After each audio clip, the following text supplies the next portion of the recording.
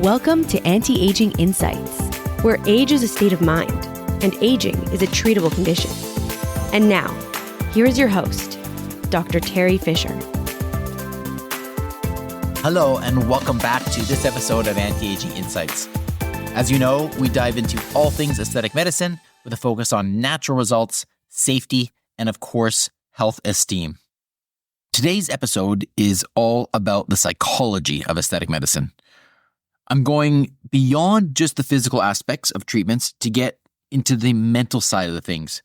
Because while I do help to sculpt the outside, there's always something going on beneath the surface. Whether it's about boosting confidence, managing expectations, or even spotting deeper issues like body dysmorphia, aesthetic medicine plays a much bigger role in mental health than we might think. So let's dig into it. People come to me for a variety of reasons, and while the treatments are skin deep, the motivations are much deeper. For many, it's about self-esteem and body image. Wanting to feel more confident in your skin is a very powerful motivator, and that's perfectly normal. Whether it's reducing wrinkles, contouring a jawline, or smoothing out skin tone, these tweaks can give people a little bit of a boost that they need to feel good. But here's where it gets really interesting. There's a psychological ripple effect. When someone feels better about how they look, it can improve their overall mental health, something that I call health esteem. A win in one area often leads to wins in other areas. That's why understanding the why behind the procedure is so important. It's not just about vanity. It's about how someone sees themselves and how they want the world to see them. Now let's talk about social media and how that plays into this. Love it or hate it, platforms like Instagram and TikTok are shaping beauty standards in a huge way. As you know, there are filters, photo editing apps, and influencers themselves with seemingly flawless skin. They set a bar that's not, exactly real. We see it every day. Patients come in and they ask to look like someone they've seen online. Sometimes they actually bring in a photo and show that particular photo to me. It can be tough because those images are often heavily edited.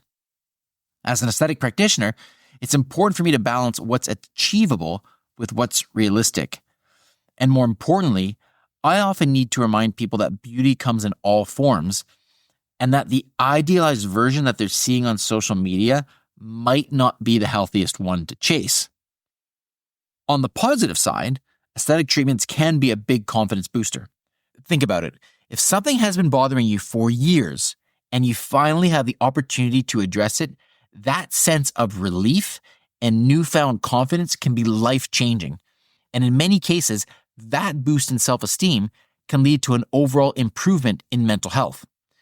People then feel empowered when they take control of their appearance in a way that feels good to them. But, and this is the key, there are psychological risks involved too. Body dysmorphic disorder, for example, is when someone becomes fixated on a perceived flaw that may not even exist or be real. This can lead to a never-ending cycle of treatments without any satisfaction. And as a practitioner, I need to be vigilant about identifying patients who might be struggling with this, and sometimes the best treatment I can offer is actually referral to a mental health professional. A big part of my job is also managing expectations. The goal is always to enhance, not completely change who someone is. But sometimes patients come in with unrealistic expectations, like wanting to look 20 years younger or have an exact feature that they've seen on someone else. That's where communication becomes so important. I always strive to be clear about what's possible and what's not. And the key here is honesty. Patients deserve transparency when it comes to what a treatment can do, and more importantly, what it can't do. Ethics play a huge role in aesthetic medicine as well, especially when it comes to mental health. I'm not just here to give patients what they ask for. I need to think about the broader impact of treatments and ask, is this in their best interest? Age can be a factor too. Treatments that are appropriate for someone in their 40s may not make sense for someone in their 20s, and vice versa.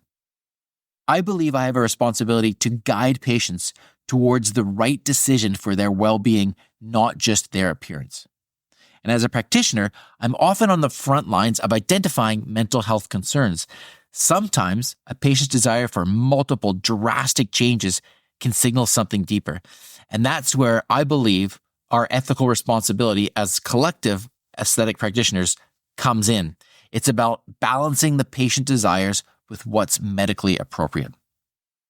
At the end of the day, aesthetic medicine isn't just about enhancing the way someone looks. It's about supporting the way they feel. And as a practitioner, I believe I have the unique opportunity to positively impact both. So whether it's helping someone feel more confident or making sure they're seeking the right kind of help, it's my job to navigate the psychological side with as much care as the physical side. Thanks for tuning in to this episode of Anti-Aging Insights.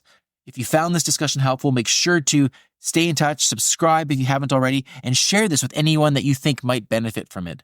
Until next time, remember, sculpted confidence starts with a healthy mindset.